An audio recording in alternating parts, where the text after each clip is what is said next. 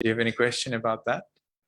Yes, Robert has a question. How hard is the 8 steps? I think he meant the 8 Noble Truths. Can you explain more your question?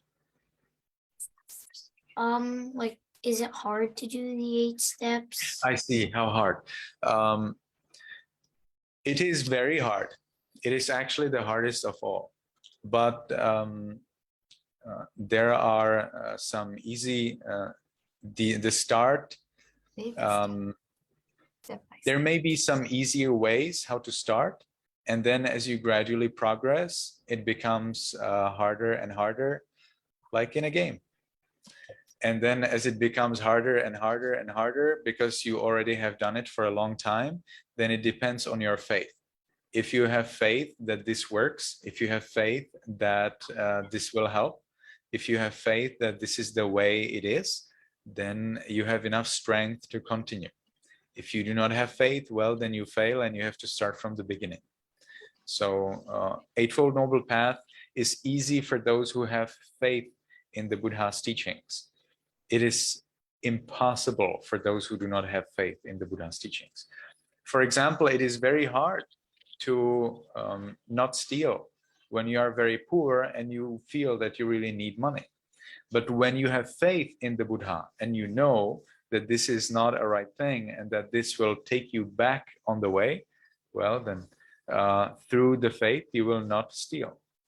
If you do not have faith in the Buddha and you see that when you tell a lie, then maybe you will get away with something that you would not get otherwise. Or if you tell a lie, then you will not lose your friend, or you will not lose this kind of thing. Or if you cheat at an exam and so on, then of course you will return on the path. You cannot progress. But it's all because there is lack of faith in the Buddha's teachings. As soon as you have faith in the Buddha's teachings, it is very easy to follow even the hardest rules. And for monks, it's the same thing. It is very hard to follow Eightfold Noble Path for lay people. It is a little easier for monks. So if you would like to make the Eightfold Noble Path easier for you, then becoming a monk is one of the options. But even as a monk, it is very difficult.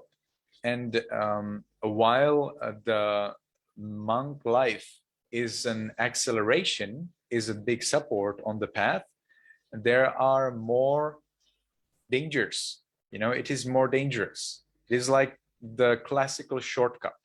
If you take a shortcut on your path, if you travel somewhere, if you take a shortcut, usually it is a shortcut. It is not normal way to go because it is dangerous. And with Eightfold Noble Path is the same thing. Becoming a monk is a shortcut, but it is dangerous. How is it dangerous? Because as a monk, you do not follow 5 rules. You follow over 91 billion rules. And if you break one of the 5 rules, then that's dangerous. You may be born in hell and you may be burned and you may be cut into pieces and so on again and again and again and again and again for thousands of years.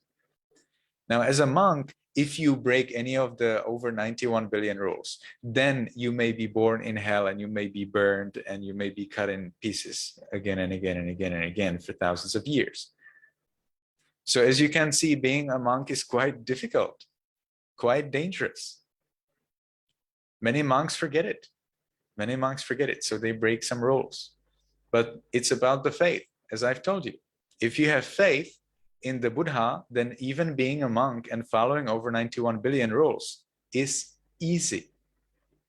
I tell you, it is easy. Why? Because of the faith. The more you have faith, the more it is easy. The less you have faith, the more it is difficult. It is all about faith.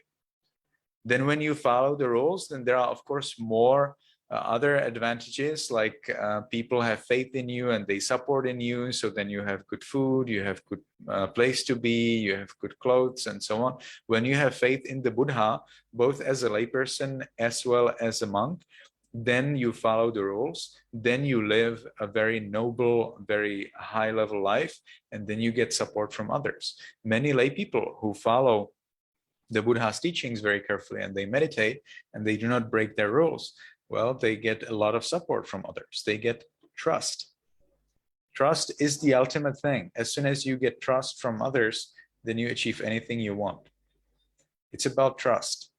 As soon as people trust you and they know that you will be doing good for them, or that you will not do harm for them, then they are always happy to support you. Trust is the basic asset.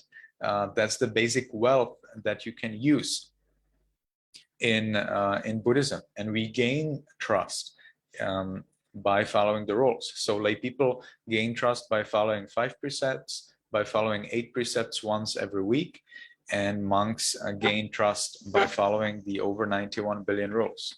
Then through that trust, we are happy, we are satisfied. And then being happy and being satisfied, being wealthy, having everything you want, it is very easy to have faith in the Buddha. You know, when you are suffering, when you are poor, when you have pain, when you have many enemies, well, then it is difficult to have faith in the Buddha.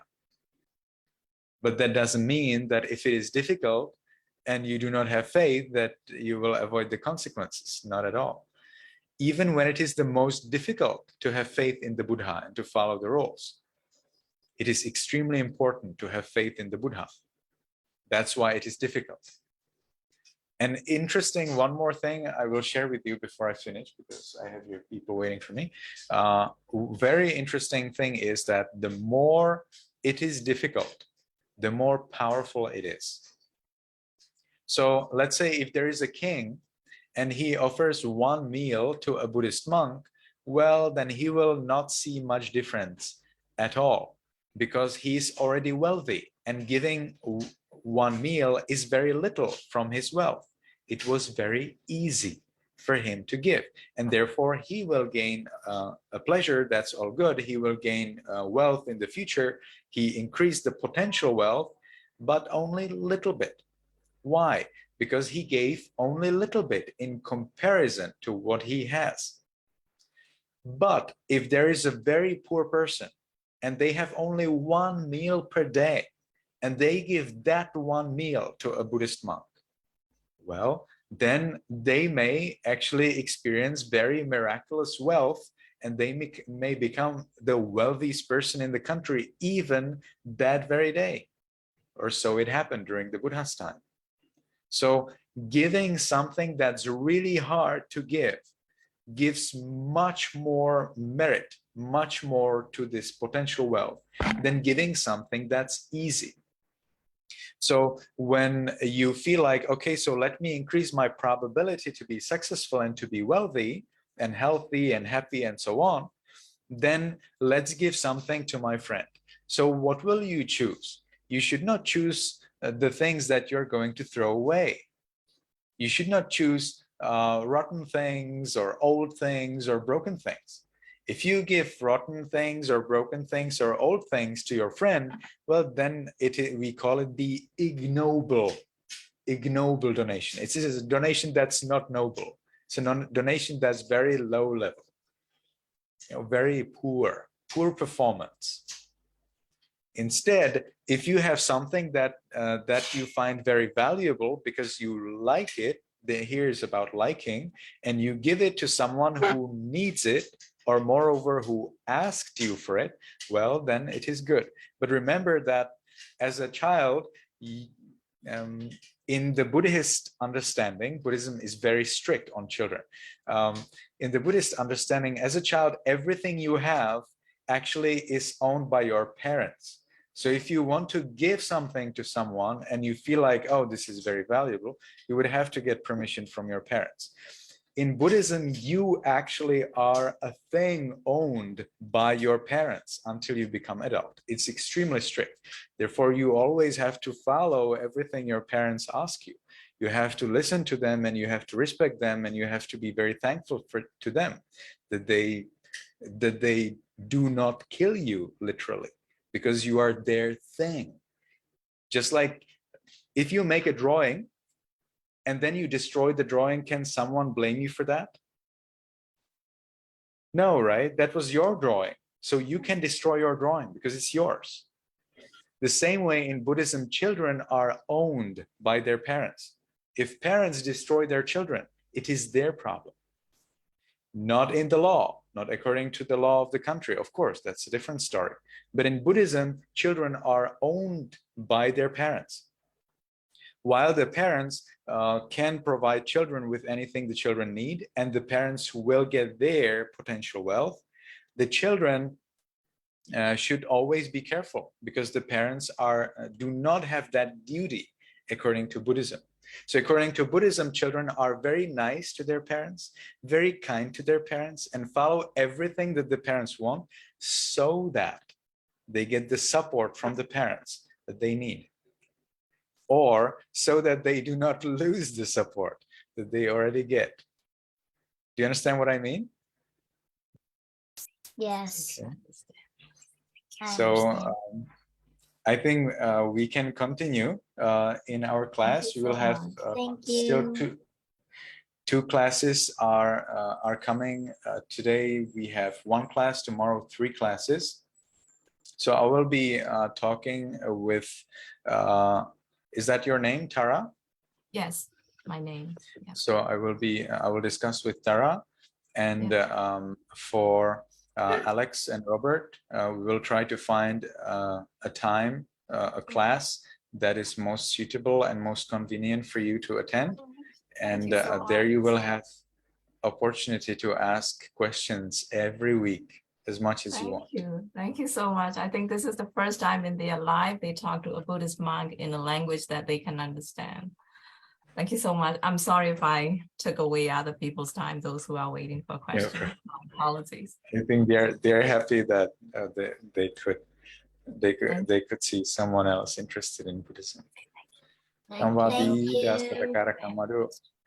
အားလုံးကျမ်းမာချမ်းသာကြပါစေဘေးရန်ကင်းကြပါစေဒါနသီလဘာဝနာတွေကိုနေ့တိုင်းများများပြုနိုင်လိုက်ပြီးတော့ဒီဘဝမှာတင်အဲ့ဒါမဟုတ်ရင်အနည်းဆုံးနောက်ဘဝမှာအမတာအမြိုက်နိဗ္ဗာန်အောင်မြင်နိုင်ကြပါစေကုန်သတည်း ဒီနေ့ပြကြပါသည်ဆရာဆရာတော်ဘုရားကျမ်းမှာစံသာစွာအဖြစ်